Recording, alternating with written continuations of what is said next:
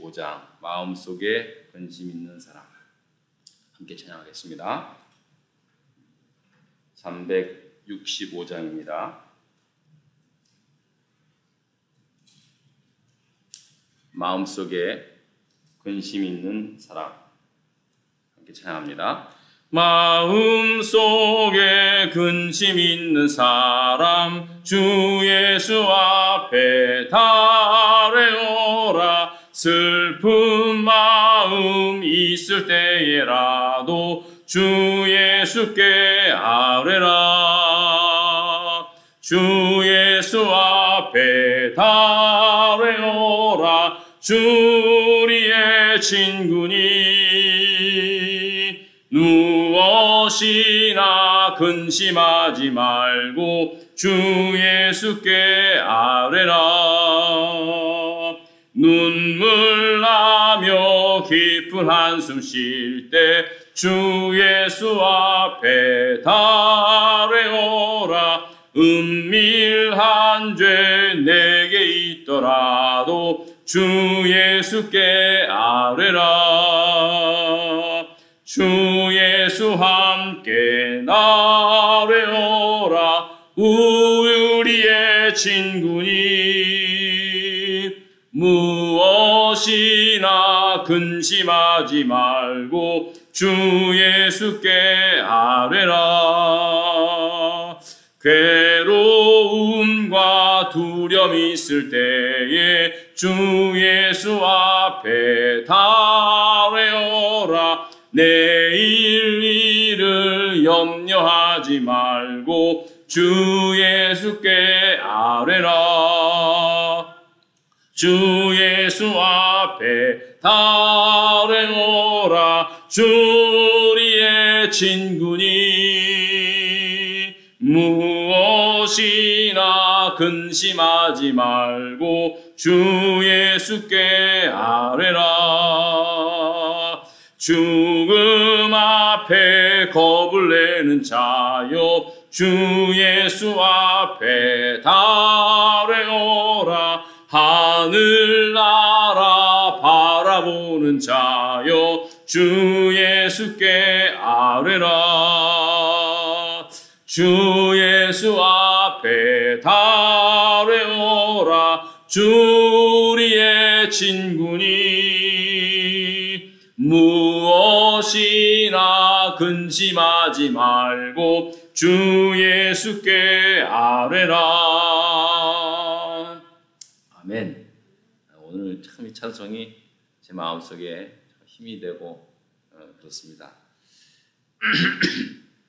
이제 위드 코로나 시대가 이제 뭐 아마 전 세계적으로 그렇게 진행이 될 것 같은데, 이제 문제는 과연 그런 시대가 오면서 이제 우리 교회에 어떤 영향이 이제 있겠는가 하는 생각은 늘 하고 있습니다. 근심도 되고 제가 이제 여기 목회하면서 만 9년이 됐는데요. 가을 학기가 사실은 제일 이제 한국에서 학생이나 뭐 교수님들 이렇게 오시는 분들이 제일 많은 상황인데, 이번 학기는 한 분도 이제 연락이 없어요. 오실 분이 있었겠지만 이렇게 연락 오신 분이 없어가지고 야, 이거 참 힘들긴 힘들까 보다라는 생각이 듭니다. 뭐 그래도 또 하나님께서 지금까지 인도하셨으니까 큰 걱정은 안 들지만, 개인적으로는 그런 생각이 드는 게, 이제 교회도 위드 코로나 시대라는 이 시대가 어떻게 이제 해야 되는가. 지금까지는 뭐 진짜 뭐 이 방법 저 방법으로 하긴 해왔는데, 앞으로 이 시대에 교회가 어떻게 세상의 빛과 소금의 역할을 감당할 수 있을까라는 생각을 좀 많이 해봅니다. 근데 결론은 답이 하나입니다. 결론 그냥 교회는 교회예요. 하나님의 교회예요. 하나님이 살아계시는 하나님의 성전인데, 교회인데, 우리가 하나님 앞에 기도하고 하나님의 성령의 은혜가 충만히 임할 때 교회는 교회로서의 역할을 분명히 감당할 수 있겠다는 생각이 듭니다. 그래서 여러분 교회가 하나님의 성령의 은혜가 충만한 교회 될 수 있도록 여러분 기도 부탁드리겠습니다. 우리 모일 때 예배에 임하는 하나님의 그 임재하시는 하나님의 역사가 있거든요. 은혜가 있거든요. 제가 요즘 계속 빼놓지 않고 기도하는 게 그겁니다. 이스라엘 사람들이 그 광야에서 생활하면서 성막을 만들었어요. 모세를 통해서 하나님께서 이제 말씀하심으로 말미암아 이스라엘 백성들이 광야 생활하면서 하나님께 예배드릴 수 있는 이동식 텐트를 이동식 그 성전을 만들었어요. 그 성막을 만들어서 하나님 앞에 이제 드릴 때 일종의 입당 예배죠.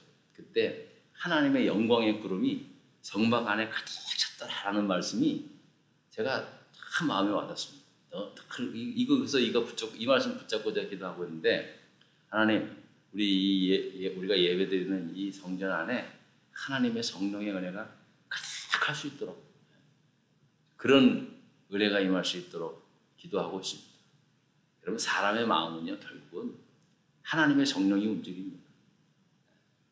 사람이 아무리 말을 잘하고 아무리 해도 한두 번은 따라올 수 있어요. 하지만 정말로 사람이 바뀌고 하나님 앞에 순종하며 나아가는 건 성령님께서 강하게 그 마음을 터치하시고 바꾸는 그런 역사가 있어야 사람은 변합니다.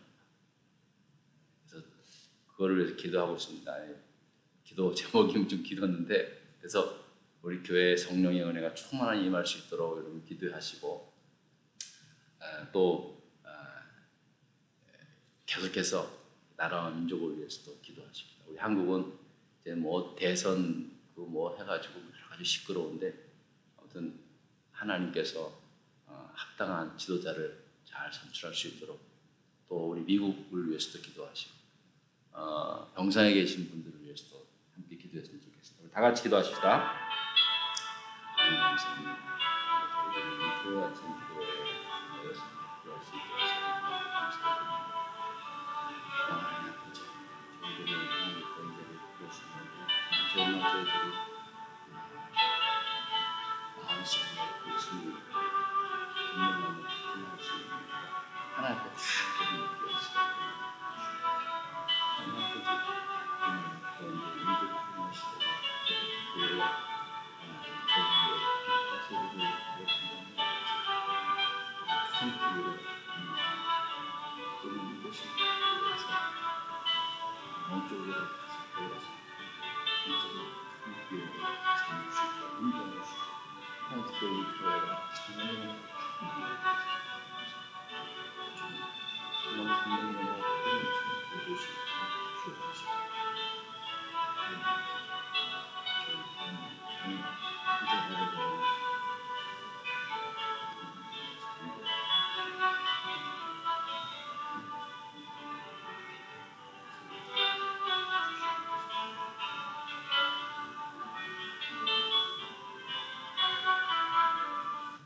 하나님 아버지 감사합니다. 오늘도 저희들을 이 토요 아침 기도의 자리로 불러주셔서 진심으로 감사를 드립니다. 하나님, 저희들이 오늘 마음을 같이하여 기도하는 기도의 제목들이 있습니다. 특별히 하나님, 주님의 몸된 교회가 정말로 성령의 은혜가 충만한 교회 되게 하여 주시옵소서.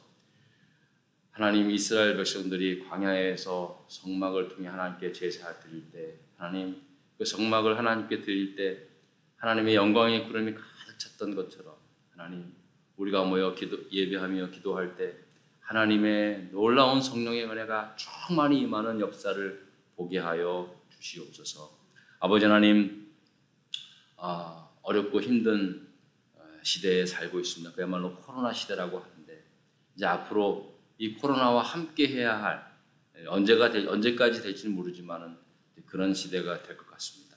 이때 어떻게 주님의 몸된 교회들이 이 땅의 빛과 소금의 역할을 감당해야 할지, 하나님, 저희들에게 더 큰 은혜를 베풀어 주시고, 이런 어려움, 이런 위기가 정말로 교회에는 새로운 영적 부흥의 불씨가 되는 그러한 놀라운 역사가 일어날 수 있도록 은혜 베풀어 주시옵소서. 하나님 아버지, 주님의 몸된 교회를 지켜주시고, 특별히 경상에 계신 분들 한 분 한 분 친히 안수하셔서 모든 질병에서 깨끗이 회복할 수 있게 하시고 이전보다 더 나은 건강으로 하나님께 영광 돌리게 하여 주시옵소서. 예수님 이름으로 기도했습니다. 아멘. 갈라디아서 말씀 6장, 신약 성경은 제가 가진 성경책은 309면입니다. 신약 성경 갈라디아서 6장 1절로부터 주보에는 10절까지라고 하는데 오늘은 5절까지만 보겠습니다. 5절까지. 갈라디아서 6장 1절로부터 5절까지의 말씀을 다 같이 읽도록 하겠습니다. 우리 다 같이 한 목소리로 갈라디아서 6장 1절로부터 5절 말씀을 한 목소리로 읽겠습니다. 형제들아, 사람이 만일 무슨 범죄한 일이 드러나거든 신령한 너희는 온유한 심령으로 그러한 자를 바로잡고 너 자신을 살펴보아 너도 시험을 받을까 두려워하라. 너희가 짐을 서로 지라. 그리하여 그리스도의 법을 성취하라. 만일 누가 아무것도 되지 못하고 된 줄로 생각하면 스스로 속임이라. 각각 자기의 일을 살피라. 그리하면 자랑할 것이 자기에게는 있어도 남에게는 있지 아니하리니 각각 자기의 짐을 질 것이라. 아멘.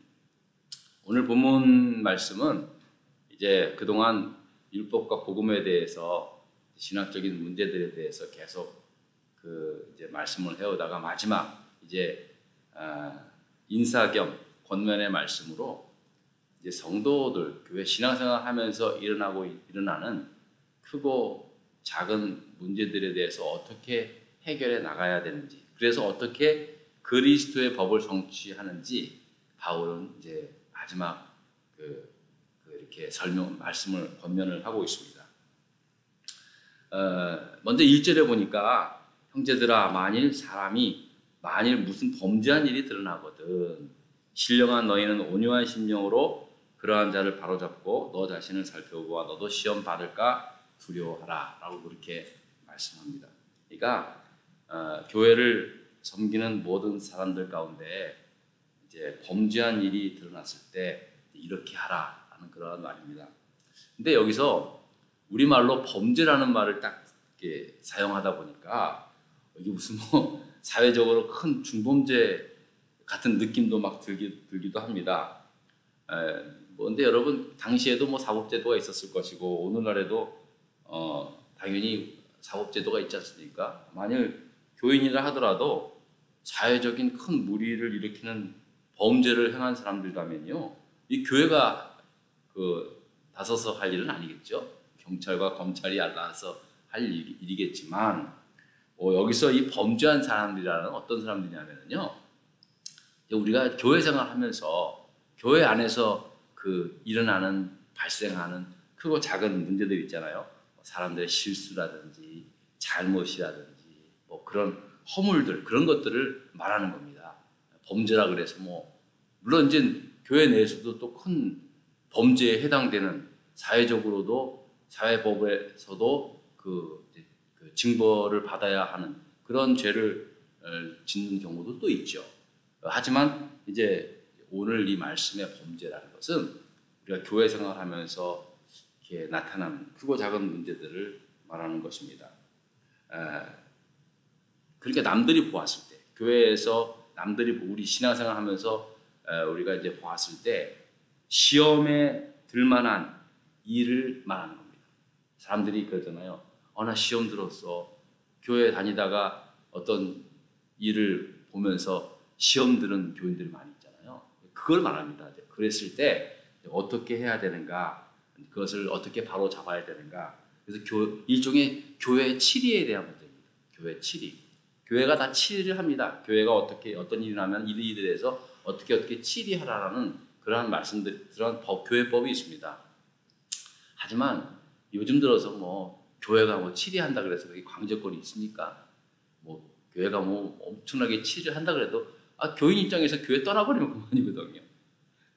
요즘은 우리 여기 교회에서 아주 큰 잘못을 했는데도 불구하고 다른 교회에서 버젓이 똑같은 그 직분을 맡아서 하는 사람도 있고 그러더라고요. 그러니까 교회 치리가 굉장히 유명무실해 보이는 경우도 좀 있습니다만, 그럼에도 불구하고 교회는 또 교인들을 다스려 나가는, 교회를 또 치리해 나가는 그런 법들이 다 있습니다.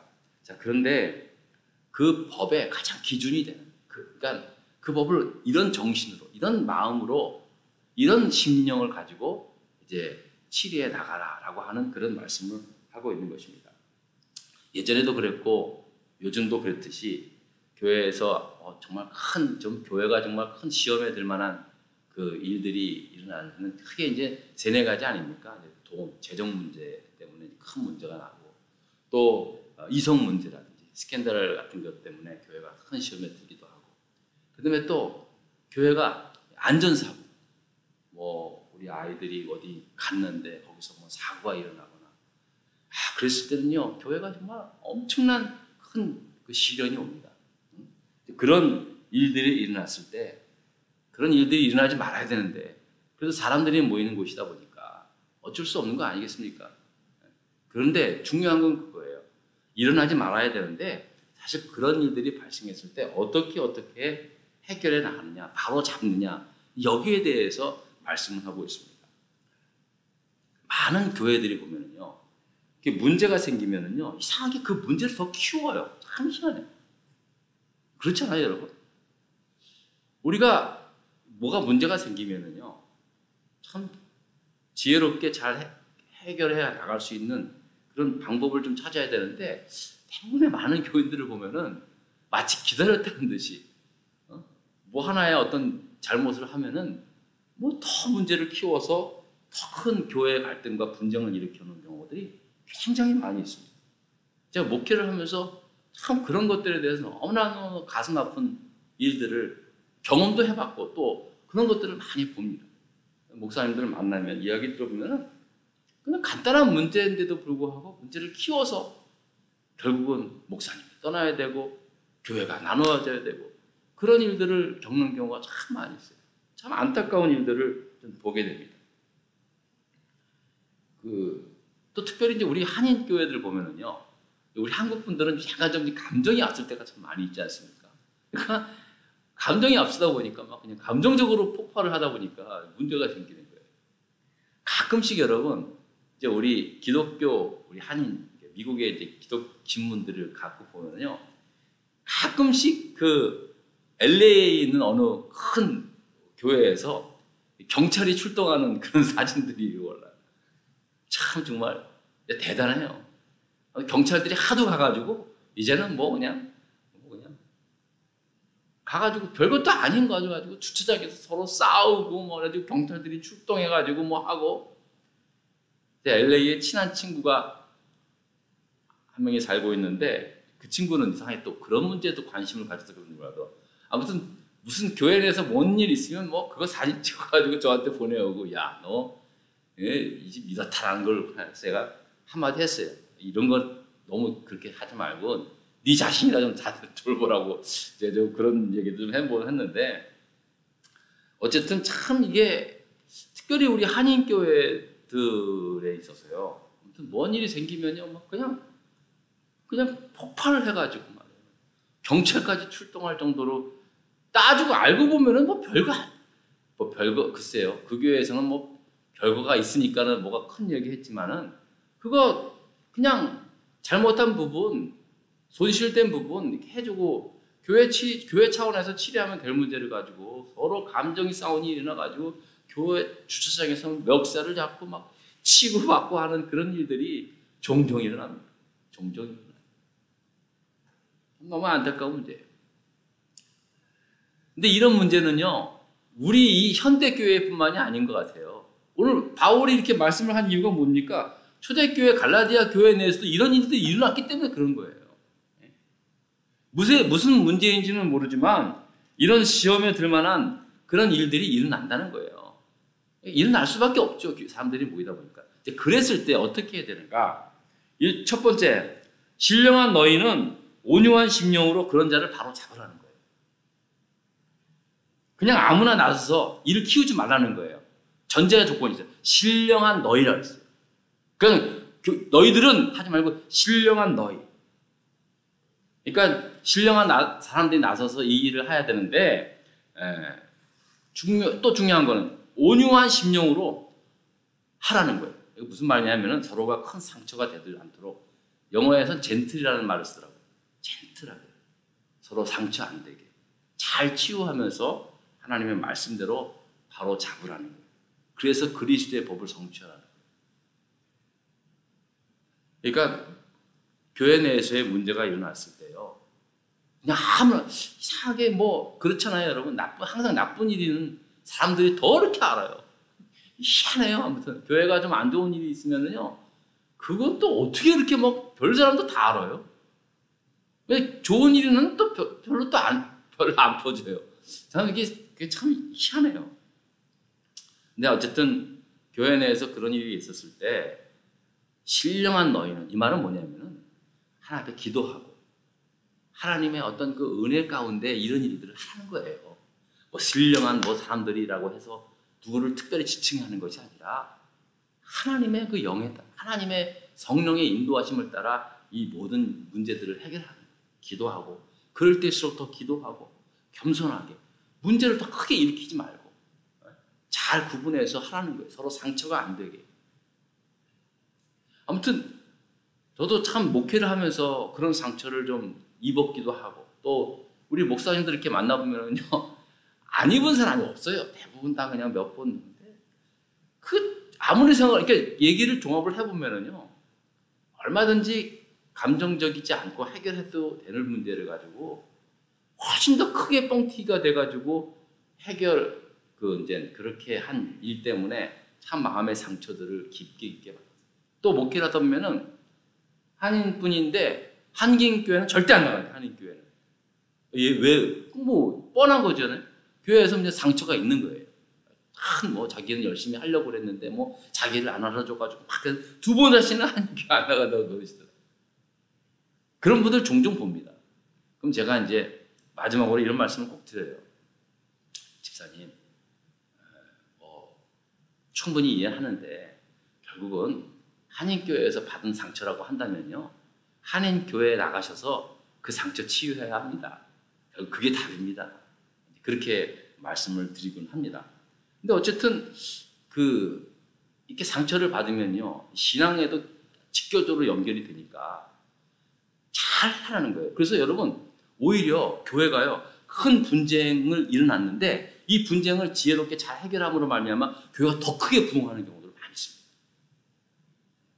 그런 말씀을 드리는 거예요.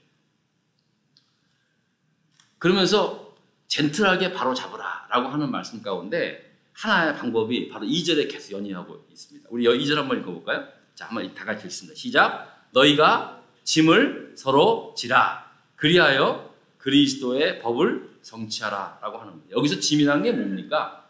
그런 일들이, 문제들이 일어났을 때 그런 아픔들을 서로 지라는 거예요. 그리스도의 십자가와 그 사랑의 사랑과 그 용서를, 그 십자가, 아프지만 그러나 함께 기도하고 또 사랑하며 용서하는 그러한 짐들을 서로 나누어지면서 서로 이루어 나가라는 그런 말. 막 서로 헐뜯고 비난하고 욕하지 말라는 거예요. 한마디로. 이것도 내 책임이다라는 생각으로 짐을 서로 하나씩 지라는 거예요. 일이 터지면은 내가 그럴 줄 알았다. 그 사람 딱 하는 거 보니까 벌써 좀 이상했어. 뭐 이렇게 얘기를 해요. 예전에 제가 한국에 있었을 때 섬겼던 교회에서 어떤 보험왕이라는 여자분이 한 분 계셨어요. 얼굴도 정말 예쁘시고, 그때 저보다 물론 위셨지만 그때 저는 30대 초반이었고 한 40대 초반이었던 것 같아요. 뭐 당시에 뭐 보험왕이라고 그래가지고 뭐 억대를 뭐 하는데, 이분이 나중에 말이에요, 한 10억 원 정도 되는 돈을 갖다가 우리 교인 그 당시 한 2,000명 되는 교인이었으니까, 담임 목사님 돈까지 다 자기가 이제 보험 해주겠다 그래가지고 그 돈을 다 하고 난 다음에 처음에는 했겠죠. 그러다가 나중에 자기가 그걸 어떻게 해가지고 미국으로 도망간 사건이 있었어요. 교회에서 정말 난리 났었어요. 예? 웬만한 중직자들은 안 낀 사람이 없었어요. 얼마나 큰 문제가였겠습니까? 세상에. 그런데 우리 장로님들 몇 분이서 정말로 지혜롭게 해결하죠. 저는 이제 그 당시 교역자 아니었습니까? 정말 아주 일사불란해가지고요, 물론 이제 그런 일들에 대해서는 법적으로 이렇게 뭐 신고는 하긴 했지만은 정말로 장로님들이 기도하면서 지혜롭게 잘 처리해야 돼요. 특별히 좀 없는 교인들, 그래서 막 굉장히 큰 손해가 되는 분들은 또 장로님들이 사업하시는 분들이 직접 이렇게 나서서 하고, 그래서 다독거려주고, 그래가지고 일단은 그 미국으로 튀신 분은 어떻게든 지금도 LA로 튀셨다는데 제가 한번 언젠가는 내가 꼭 잡으려고 해요. 성이 백시라 그러는데, 근데 제가 중요한 건 그거였어요. 장로님들 몇 분이서 그거를 정말로 지혜롭게 해결하더라고요. 이제 뭐 그거 없어도 뭐 까짓것 툭툭 터는 사람들은 됐지만, 이제 그렇지 않은 사람들한테는요, 장로님이 나서서 해결하고 하는데, 그래서 교회가 아무 일 없이 잘 이렇게 은혜 가운데 이제 움직여 갔던 것을 제가 기억을 합니다. 물론 이런 짐까지 서로 지라는 얘기는 아니지만, 어쨌든 간에 이런 이야기가, 이런 일들이 났을 때 서로 각자가 서로 헛듣지 않고 그렇게 하는 건데, 그때도 그랬어요. 몇몇 사람들에서 내가 그럴 줄 알았다. 얼굴 딱 보니까 이상하더라. 그냥 뭐 아무나 막 그렇게 하고, 여자가 말이야 뭐 이런 얘기가 막 돌았거든요. 근데 아주 정말로 지혜롭게 잘 해결하더라고요. 그런 겁니다.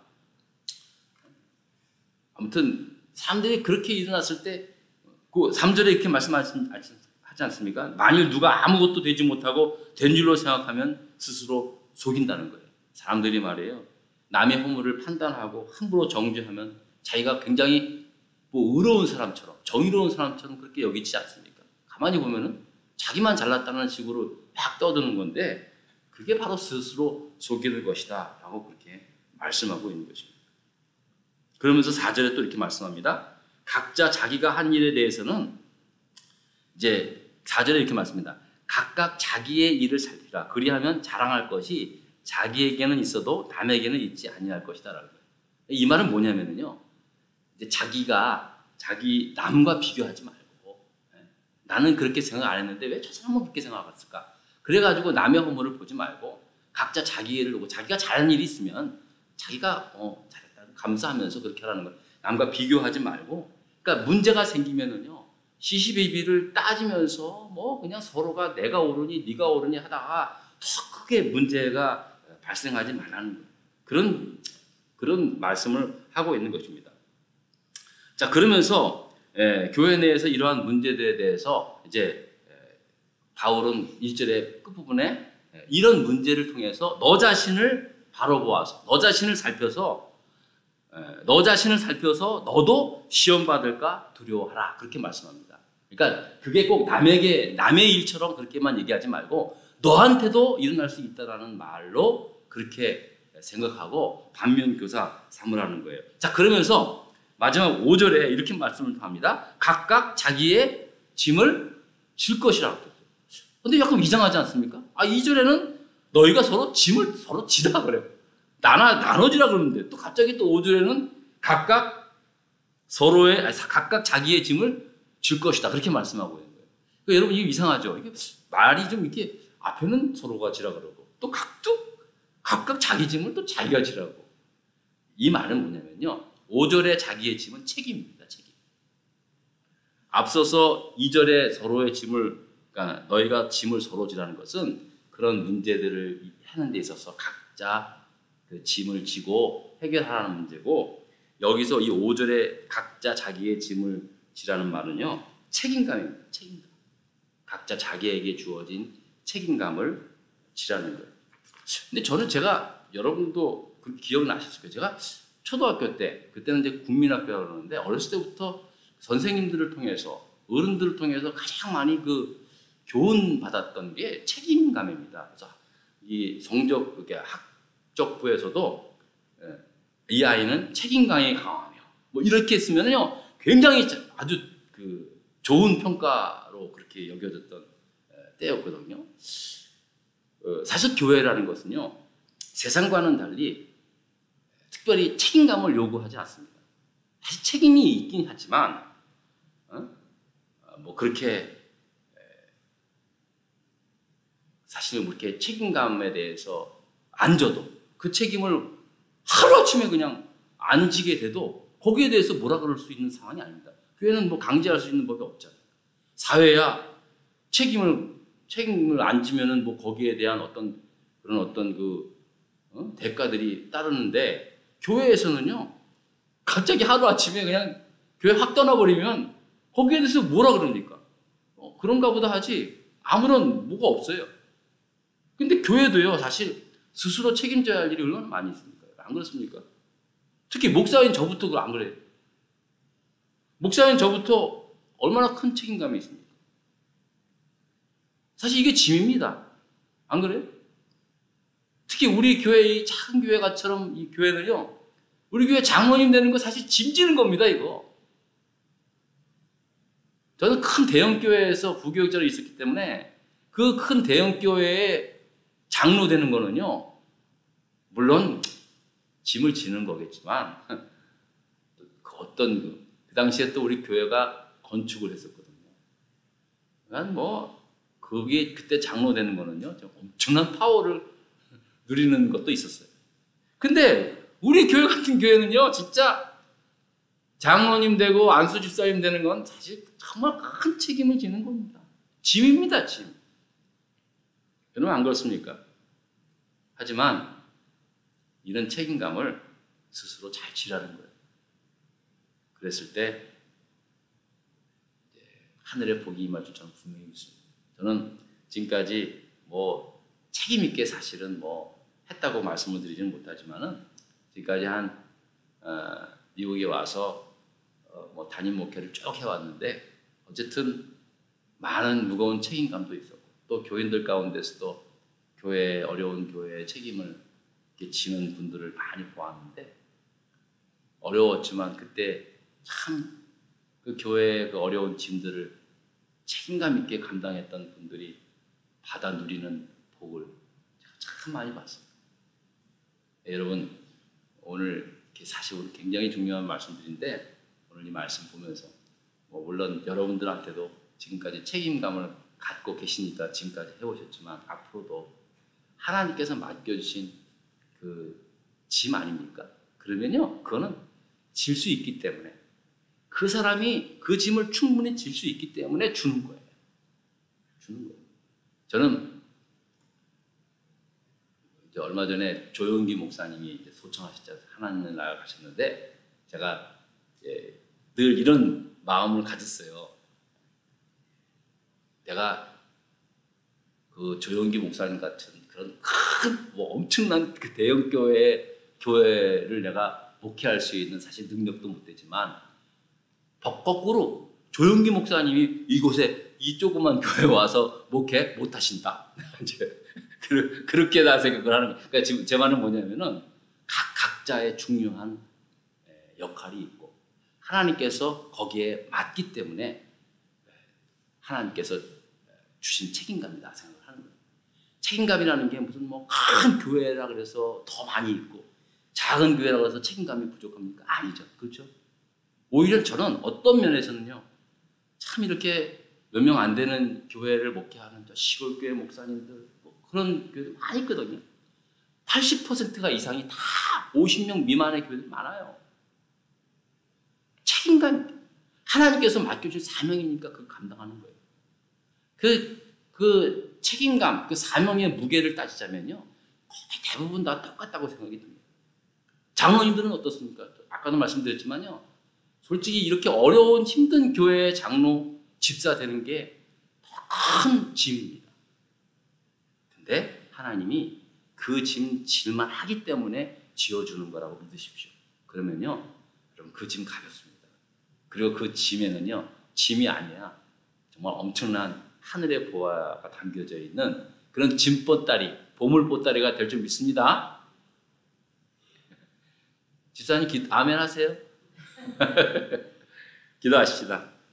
하나님 감사합니다. 하나님 오늘 말씀을 통해서 다시 한번 우리의 신앙생활을 돌아볼 수 있게 하심을 감사드리고 무엇보다도 하나님 교회에서 사람들이 모이다 보니까 크고 작은 많은 일들이 있는데 늘 기도하면서 하나님의 은혜 가운데 지혜롭게 잘 해결해 나가는 그러한 성숙한 믿음 생활을 할 수 있게 하시고 또 나에게 맡겨준 하나님 책임감 하나님의 그 사명들 정말 나니까 할 수 있어서 하나님께서 주신 짐이라고 믿고 하나님 끝까지 주님 앞에 서는 그날까지 감당하며 나아갈 수 있게 하여 주시옵소서. 예수님 이름으로 기도드렸습니다. 아멘. 하늘에 계신 우리 아버지여, 이름이 거룩히 여김을 받으시오며 나라의 임하옵시며 뜻이 하늘에서 이룬 것 같이 땅에서도 이루어지이다. 오늘날 우리에게 일용할 양식을 주옵시고 우리가 우리에게 죄진 자를 사하여 준 것 같이 우리 죄를 사하여 주옵시고 우리를 시험에 들지 말게 하옵시며 다만 악에서 구하옵소서. 나라와 권세와 영광이 아버지께 영원히 있사옵나이다. 아멘.